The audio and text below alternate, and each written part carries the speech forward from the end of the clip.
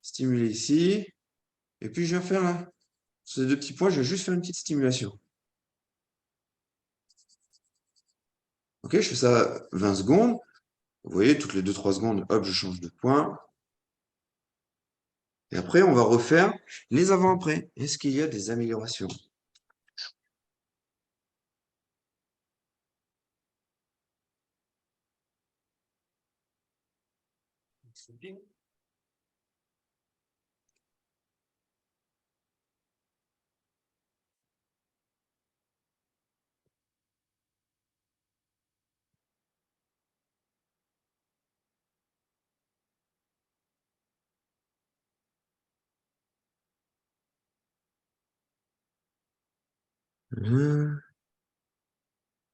LRD, 2 pieds. Faites un pied pour l'instant.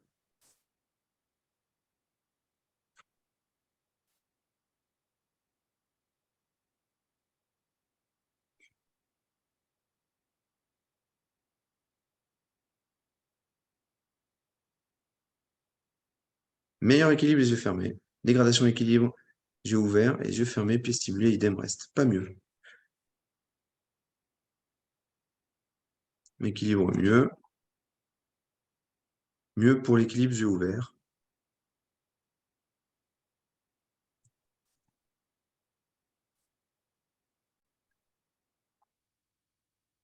Moins équilibre et plus flexion. OK? Plus en flexion. Super intéressant. On fera la même chose de l'autre côté, du coup.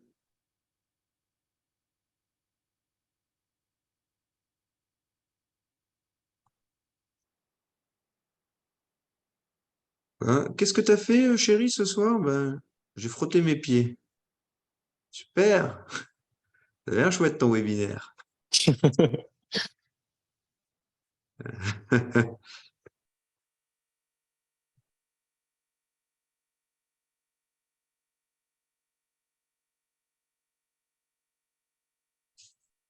Ok, après vous retestez, hein. Meilleur équilibre, les yeux fermés, plus sensation de détente du pied. Ah, intéressant.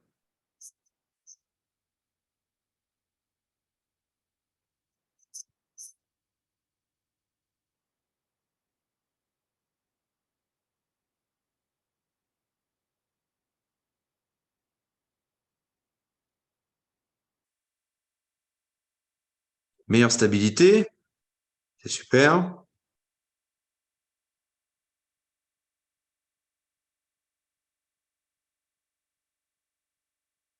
Ok, bon ben c'est top.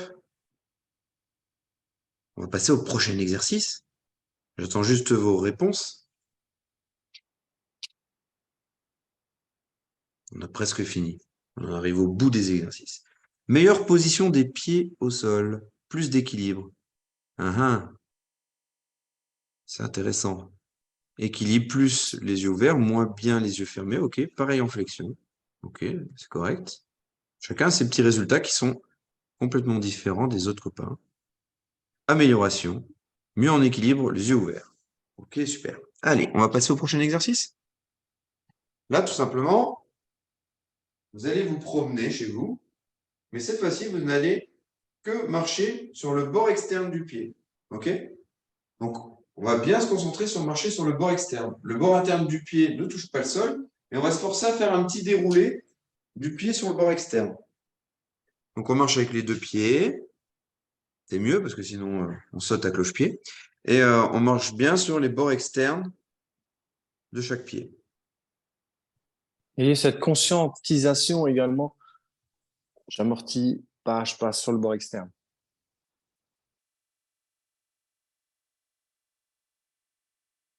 On marche sur le bord externe. C'est pareil, hein, c'est des stimulations qui durent 20 secondes. On Prochaine cherche pas à en étape, c'est faire marcher trop. sur des Legos. Non, je rigole. Ouais, c'est un concept, hein.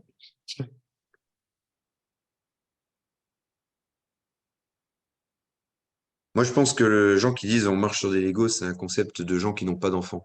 Parce que si tu as un enfant, tu sais qu'il n'y a pas que des Legos qui traînent par terre. Et imagine si tu as un chien. Alors, voilà.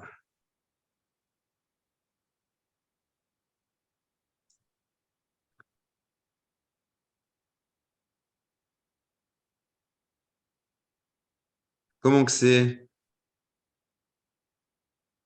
Il y en a, c'est moins bien. Je vous vois.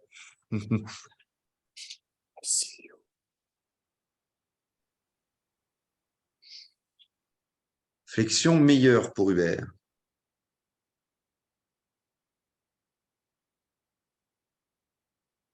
Plus équilibre et flexion. Très bien. Pour Maëlys. Ok, c'est cool d'avoir vos petits retours comme ça. C'est sympa.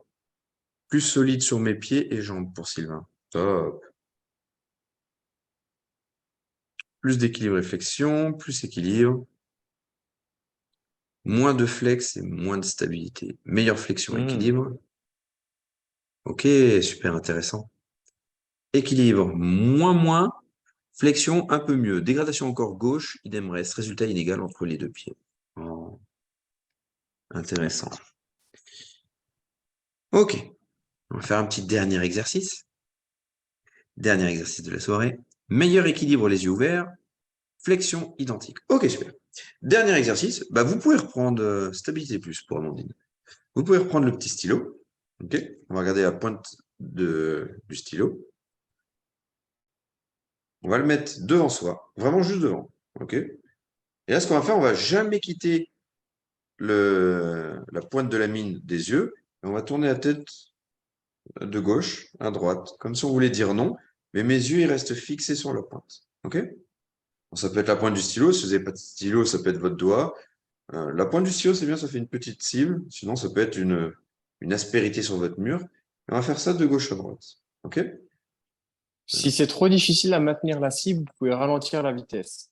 Si vous arrivez à bien, vous êtes à l'aise, vous pouvez augmenter la vitesse, changer de position, vous mettre debout, debout pieds joints, etc.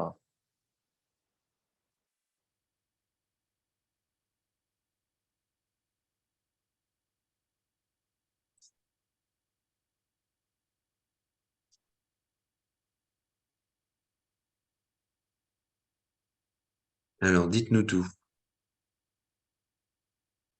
Tout. D'habitude, tu fais les blagues, là, Seb.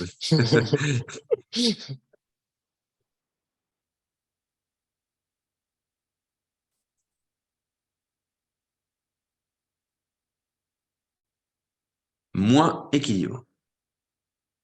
Intéressant. Pareil en flexion, tout de même.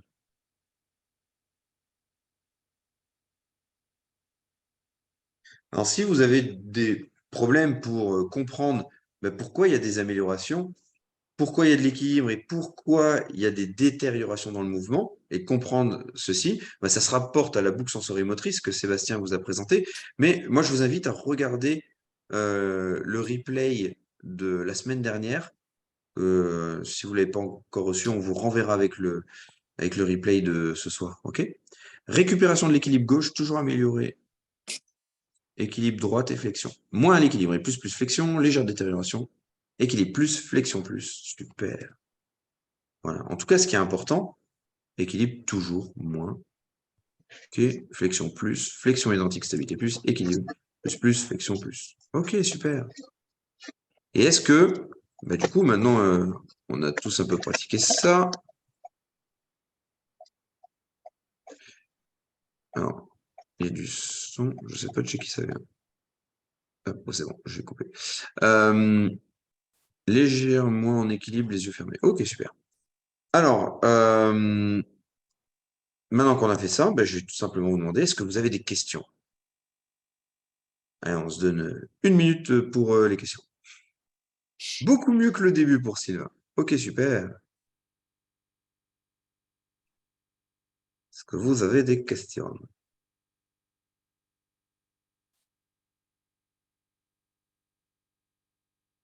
Dites-nous tout.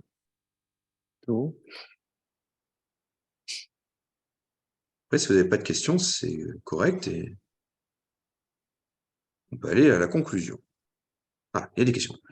Combien de temps la stimulation peut fonctionner pour améliorer le mouvement? En fait, compte, tu vois, comme vous avez pu remarquer ce soir, c'est très déjà dépendant de tout le monde. C'est vraiment une fonction d'individu.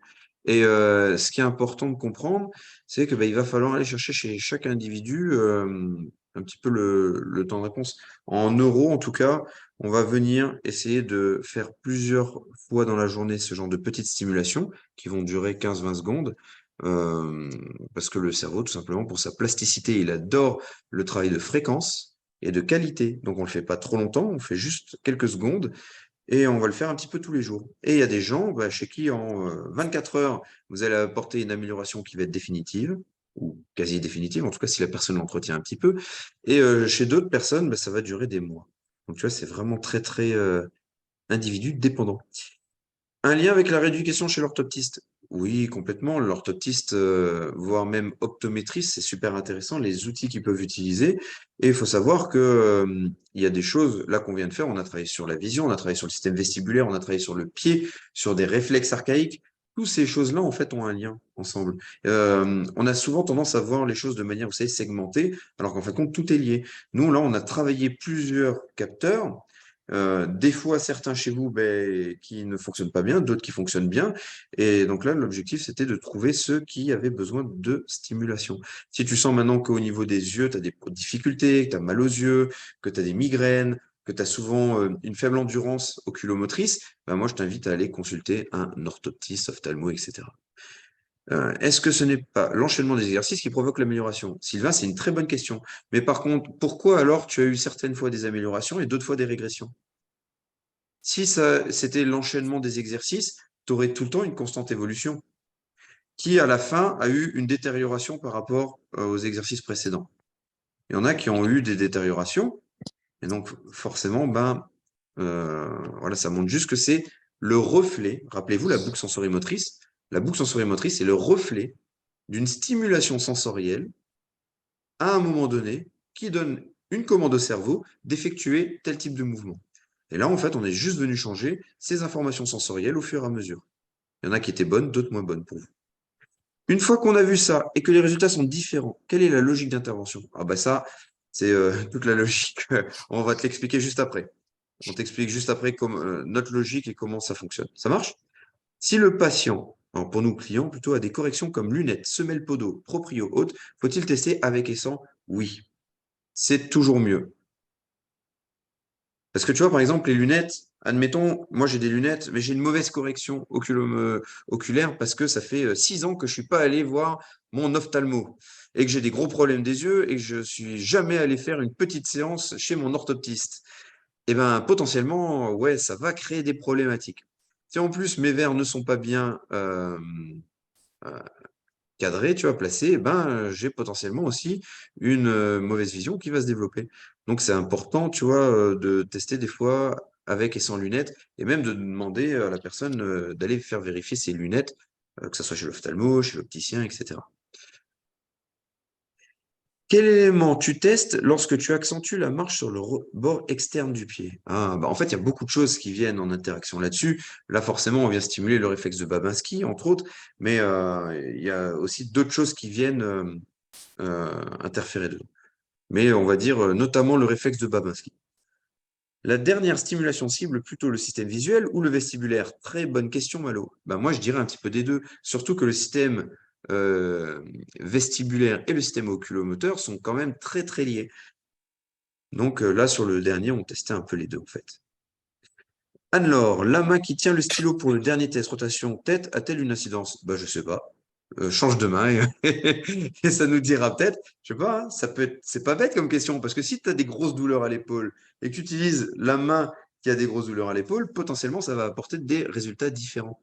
Donc voilà. Et admettons que tu vas essayer avec ta main non dominante. Peut-être que ça va apporter une stimulation positive pour ton cerveau. C'est une bonne question et ça à tester. Benoît, on obtient le même genre d'effet en méthode Franklin en se tapotant tout le corps, à commencer par les bras et caresser secouer. Très bien.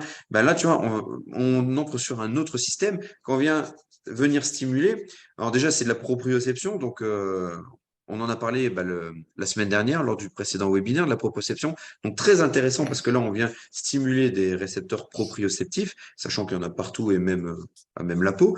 Et en plus, on vient travailler sur des réflexes archaïques, comme notamment le réflexe de peur paralysante, qui est un réflexe très kinesthésique. Et en venant des fois faire des tapotements ou des frottements, ça permet de venir apporter une intégration à ce réflexe archaïque. Et comme c'est un réflexe émotionnel et qu'il a énormément d'implications sur tout ce qui est système postural dans sa globalité, bah, ça va avoir un énorme effet notamment. Aaron, en quoi la stimulation du pied est liée à la flexion lombaire? Très intéressant. Ça, on va l'expliquer aussi après. Pourquoi une personne ne peut, je pense, régler en 24 heures peut le régler en 24 heures définitivement et d'autres en plusieurs mois. Mais parce qu'Amandine, en fait, on est tous différents. Et croire que la même chose pourrait fonctionner pour tout le monde, ça serait une grosse faute. Et c'est ce qu'on a fait comme faute. Moi, je suis honnête. C'est tous les mêmes protocoles aux mêmes personnes avant. Mais tous. Tu vois, quand je suis sorti de certaines formations, je me suis dit, waouh, c'est une révolution ce que je suis en train de voir. Allez, t'as mal à l'épaule, tout le monde va faire la même stimulation. Et finalement, tu t'aperçois que pour une problématique à l'épaule, tu as potentiellement, sur 10 personnes, 10 façons de venir réentraîner l'épaule différente.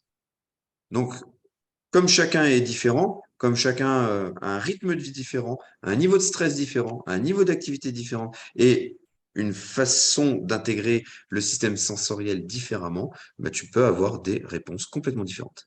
Caroline, je retrouve les idées de la disproprioception du docteur Kersia, lien pied dans œil, complètement. De toute façon, le docteur Kersia travaille avec tout ce qui est disproprioception, le système oculomoteur, etc., etc.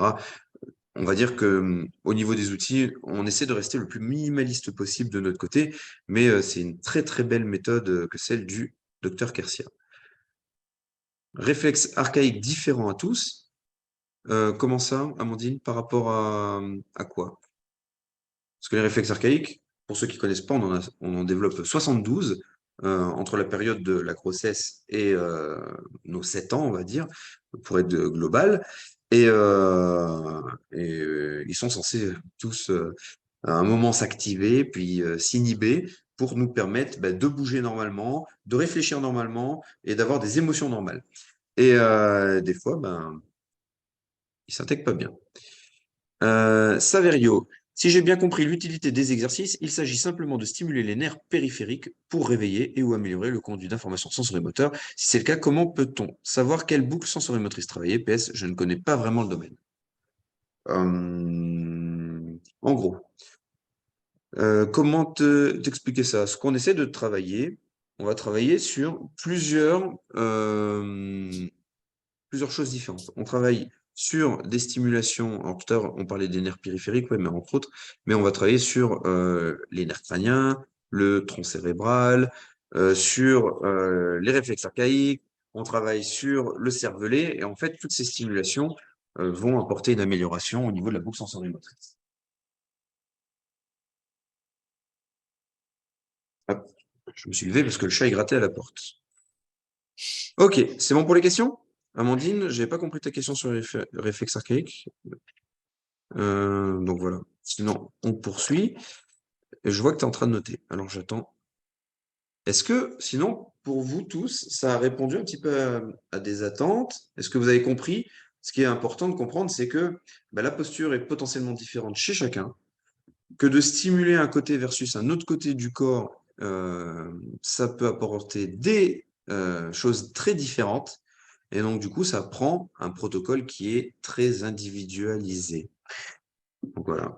Et c'est pour ça qu'on ne parle pas de méthode, mais on parle de stratégie d'entraînement chez Labo RNP. Parce qu'en fin de compte, ce qui nous importe, c'est comprendre pour mieux individualiser. Romain? On en arrive au point du bouclier. Pourquoi est-ce qu'il fallait rester jusqu'à maintenant? Où on va parler vraiment de ce qu'on propose, tout simplement. Donc, je te laisse avancer, Adrien. Actuellement, au jour d'aujourd'hui, je viens de faire le référencement avant. Donc, il faut savoir que j'aime énormément améliorer la formation comme mes deux collègues et qu'on améliore la formation de mois en mois. Donc, il y a tout simplement un cours tous les derniers mardis du mois qui était et qui est dédié aux élèves de la formation. Donc, on est à 1748 élèves en 2 ans et demi, là, actuellement. Et ce cours, il est juste pour parler des mises à jour de la formation et en même temps, on fait une FAQ avec les élèves. Donc, 1748 élèves sur des séminaires RNP, des ateliers RNP d'introduction et également notre mastermind, l'ensemble cumulé avec le labo intro qui a tourné énormément. Ensuite, si on prend d'autres chiffres, c'est la 8e cohorte de la formation. Elle a lieu du 2 au 15 mai. On fonctionne sous forme de cohorte parce que notre formation est sous format phygital. Donc, il y a une partie physique avec plus de 40 heures de vidéo, une partie digitale, pardon, 40 heures de vidéo avec un groupe Facebook sur lequel on vient échanger, et une partie physique avec le séminaire RNP. Ce séminaire RNP, il a lieu à Langat, c'est 2 jours, où en fait, on va parler pratique, mise en pratique, et où il y a beaucoup de professionnels de différentes professions, que ce soit kiné, ostéo, prépa physique, qui viennent confronter les avis. Et l'objectif est que tu sois capable, en tant que professionnel, de sortir de ces 2 jours le lundi matin et d'être capable de mettre en place le bilan de moins de 10 minutes qui prend en compte à la fois la posture, les réflexes archaïques et la neurofonctionnelle.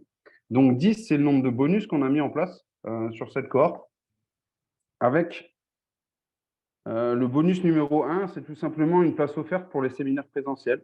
Le bonus numéro 2, c'est tout simplement le livre Labo RNP qui reprend toute la formation et qui va faire bientôt plus de 300 pages parce qu'on a revu tout le module posturaux. Donc, il va faire bien plus de 300 pages. Il en fait 300 actuellement. Le bonus numéro 3, c'est la Bible d'exercices où il y a un peu plus de 1500 exercices qui sont répertoriés. Là, on a fait, par exemple, pour le nouveau module posturaux, un peu plus de 150 exercices autour du pied. Donc, pour le renforcement du pied et tout le continuum de la partie sensorielle, où là, vous avez fait pas mal de sensoriel avec les picots sous le pied, etc., jusqu'au renforcement qu'on peut voir en préparation physique. Le bonus numéro 4, c'est tout simplement les études de cas. Donc là, il y a marqué 6 études de cas, mais en réalité, il y en a un peu plus. Donc, c'est ces petites études qu'on va mettre en place au travers de la formation et sur lesquelles on échange directement également pendant le séminaire. Sur le bonus numéro 5, c'est des programmes d'échauffement. Donc, on parle du squat, du bench, du deadlift, qui font chacun 3 mois. Le bonus numéro 6, c'est les 20 webinaires par thématique. Ça, c'est pour le bonus numéro 6. Le bonus numéro 7, c'est les accès illimités à la formation Labo Intro. Donc, c'est Atelier RNP, le nouveau nom. Le numéro 9, c'est la version pratique de tous les quarts d'heure neuro avec les capsules pratiques. Et le bonus numéro 10, c'est les vidéos inédites où on va parler de gainage, où on va parler de sujets attenants et qu'on met à disposition des personnes qui rentrent uniquement sur cette cohorte. Donc ça, c'est les 10 bonus. En résumé, ça donne tout ça. Donc ces bonus qui sont un petit plus à ajouter à la formation de base, qui comprend donc les 40 heures, etc., toutes les vidéos sur la plateforme. Et le montant total des bonus, ici, il est de 1 800 €. Donc c'est un certain montant, mais avec ce bonus-là, on pense que vous êtes capable d'aller un peu plus loin dans la réflexion. Et vous le savez maintenant, avec tout ce qu'on met en avant, notre objectif, c'est de l'améliorer, cette formation. Cette cohorte et cette formation, elle est à 1 997 €. 1 997 € qui sont payables jusqu'à 6 fois sans frais. Et Adrien va vous mettre tout simplement le lien dans la discussion, ça sera le plus simple. Et on a au milieu de tout ça, donc à chaque cohorte, on refait un des grands modules de la formation, on retourne les vidéos, etc. Et on a un tout nouveau module de posturologie qui va sortir. Et on a le sommaire juste après, il me semble, de ce module de posturologie. Je ne sais pas si tu l'as, Adrien. Ok, donc ça, c'est juste le module posturologie. Il sera disponible le 1er juin 2023. Donc actuellement, il y a déjà un module posturologie qui est en place, qui fait à peu près une dizaine d'heures. Là, ça a été revu, amélioré, upgradé par rapport à tous les retours qu'on a eus de la part de nos élèves. Donc tout ça, c'est à retrouver directement sur le site Labo RNP. C'est une plateforme en ligne, 40 heures de formation en ligne avec nos élèves qu'on retrouve sur le groupe privé de la formation. Ce groupe privé, il est là pour poser vos questions, etc. et avoir directement accès à nous. Et les 40 heures de vidéo sont sur une plateforme de formation comme on en trouve énormément. Toutes les vidéos sont en ligne, vous avez les manuels. Et voilà, est-ce que vous avez des questions par rapport à ça?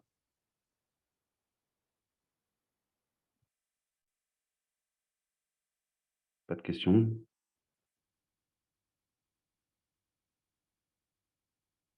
Tu n'as pas de... En moyenne, la durée de la formation, elle est de...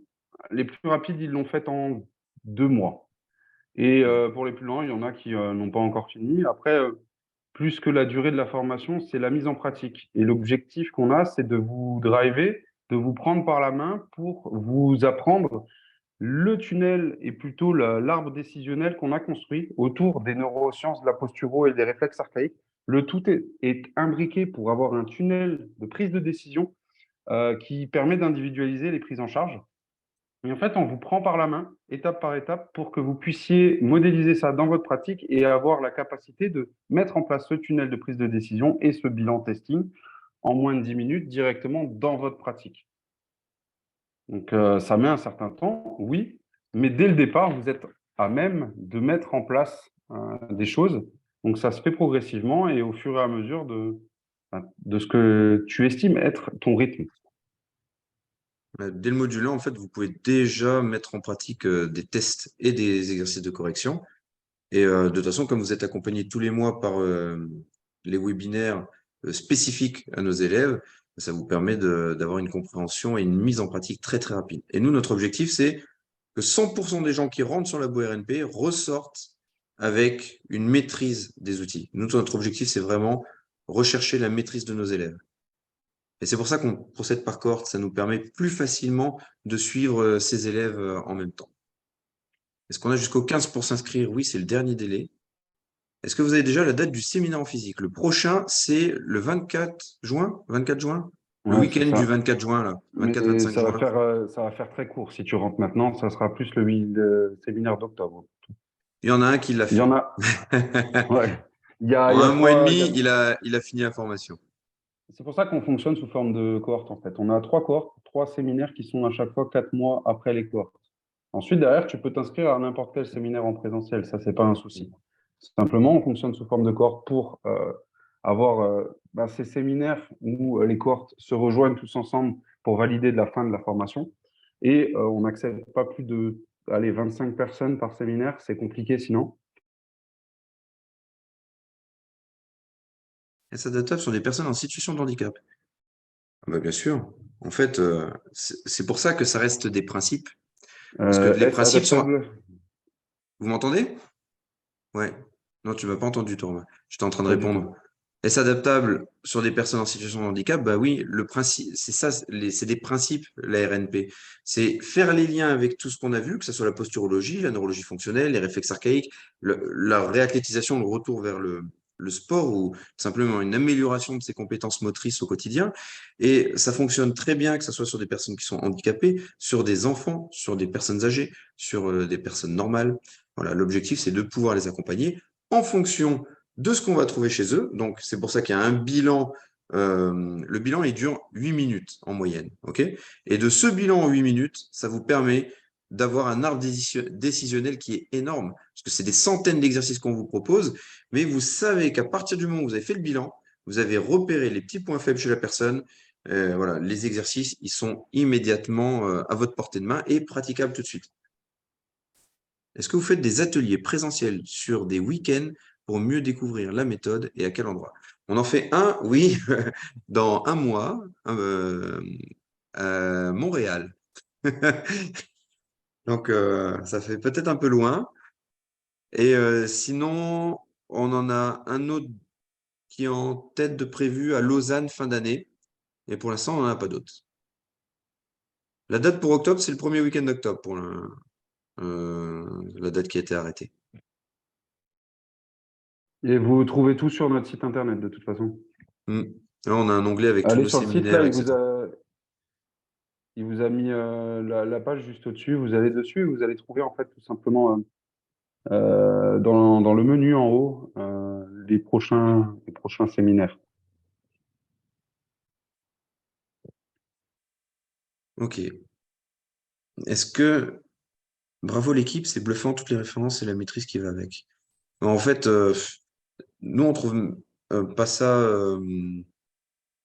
euh, excessif dans le sens où c'est beaucoup de travail. Ça fait des années qu'on fait ça. C'est facile, hein, on a fait toutes les formations en neurologie fonctionnelle qui peuvent exister au monde. En réflexe archaïque, on s'est formé quasiment dans toutes les écoles. En posturologie clinique, on a fait beaucoup d'écoles aussi. Et forcément, bah, tu vois, on a construit des liens, on a l'opportunité de travailler dans notre équipe avec des chercheurs en neurosciences, on travaille avec des neuropsychologues, on travaille avec des spécialistes de la vision. Donc voilà, en fait, c'est vraiment un travail complet avec bah, des années d'expérience, des centaines et des centaines de bilans faits, que ce soit sur des enfants, des personnes âgées, des personnes avec des problématiques. Et puis voilà. Et puis, comme disait Romain tout à l'heure, 1700 élèves qui eux-mêmes pratiquent, qui nous font des retours, parce qu'en fin de compte, quand vous accédez à la formation, il y a un groupe sur Facebook qui est réservé exclusivement aux gens qui sont sur la formation. Et dessus, il y a énormément de partages. Les gens partagent leur bilan pour bah, des fois avoir un petit peu d'aide, parce que quand c'est le début, etc., ça demande un peu d'aide. Et donc voilà, et tout ça, bah, ça nous permet vraiment de venir faire ces liens qu'on a construits jusque-là. Caroline, ça donne envie une prise en charge possible avec le compte personnel de formation. Alors non, euh, pour quelques raisons. Déjà, la première partie, ça demande énormément de temps, mais énormément de temps de se faire référencer Calliope. Et en fin de compte, tu vois, on passe tout notre temps à améliorer la formation. Vous voyez, là, il y a un nouveau module posturologie qui va sortir. Là, dans quelques semaines, c'est un nouveau module encore sur autre chose qui va sortir. Dans quelques mois, un autre nouveau module qui va sortir. On fait souvent des améliorations comme ça de la formation, hein. Pour ceux qui sont depuis le début sur la formation, rien que le module 1, par exemple, il a été amélioré 3 ou 4 fois. Et donc, en fin de compte, ça nous prend beaucoup de temps. Et pour l'instant, on préfère privilégier la qualité de la formation, de l'enseignement, plutôt que bah, peut-être avoir plus d'élèves, notamment grâce au CPF. Et deuxième raison, pour le CPF, c'est euh, ça fait longtemps hein, qu'on fait des formations et dans notre passé, on a remarqué que souvent, quand les formations sont financées, eh ben, les gens sont beaucoup moins impliqués. Et ce qu'on veut, c'est vraiment des élèves. Je dis pas que ce sera ton cas, hein, je dis voilà par expérience. L'idée, c'est d'avoir un maximum d'élèves impliqués parce qu'on veut vraiment une réussite de 100% de tous nos élèves. Et ça, c'est ce qui pour nous compte le plus. Donc voilà. Et c'est Est-ce pour que ça qu'on fait ça. les, est-ce que les vidéos des formations sont accessibles en illimité? Oui, bien Oui. évidemment, et accessibilité à vie à toutes les mises à jour. Sachant que ben, il y a des mises à jour Yes. tous les mois, etc. Tu as accessibilité à vie à toutes les vidéos Ah oui, avec directement l'éducation sur ta nationale, plateforme. avec l'éducation nationale, ouais, c'est possible. Par contre, il faut savoir une chose, c'est que quand vous faites des formations, messieurs, dames, si vous avez une entreprise, déjà, ben, vous pouvez vous faire rembourser pas mal de choses, notamment les frais de formation. Et au niveau des impôts, vous pouvez déclarer vos formations, me semble-t-il. Et il y a certaines fois, il y a des choses qui peuvent être déductibles des impôts. Donc là, il faut se renseigner un petit peu plus avec le Centre des finances publiques. Mais avec votre centre des impôts, mais ça pourrait être une piste pour vous. Ok. Bon, ben voilà, ma foi, je pense qu'on a fait le tour. Est-ce que vous avez des questions? Encore? Toute dernière question. Et après, on se quitte.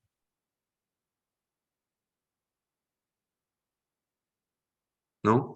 Donc, merci beaucoup. Ben, de rien. Voilà, donc là, comme disait Romain, donc la formation, elle est accessible avec tous ses bonus. Avec plusieurs façons de payer en plusieurs fois. À la fin, bah, vous avez la possibilité de passer une certification en ligne. Et le fait de passer la certification en ligne et d'être présent au présentiel, ça vous donne le droit à une attestation de formation en praticien en reprogrammation neuroposturale qui vous permet après bah, de pouvoir coupler ça soit à votre métier actuel, si vous êtes coach, kiné, opticien, orthotiste, peu importe ce que vous faites, soit bah, de pouvoir éventuellement faire des bilans à votre compte sans problème. Donc voilà. Hubert nous dit merci beaucoup, merci de renvoyer le replay de la session de la dernière fois car je n'ai pas reçu le mail correspondant. Oui, il y aurait eu un petit bug sur l'email de replay de la dernière fois, donc on va vous glisser les 2 mails ce soir, enfin ce soir ou demain. Et puis voilà. J'espère en tout cas que vous êtes venu avec des questions et que vous repartez avec des choses identifiées. Delphine, merci beaucoup. Ces visios m'aident à avancer un peu sur la formation. Oui, parce que Delphine est sur la formation. Et du coup, voilà, ça te permet en plus d'avancer. Et Delphine, je crois que tu viens au séminaire de juin. Ça va être génial. Et tu vas voir comme le séminaire en présentiel, c'est exceptionnel. Je dis ça, on n'est pas très objectif, mais le séminaire en présentiel, je pense que c'est vraiment le truc qu'on a le plus réussi.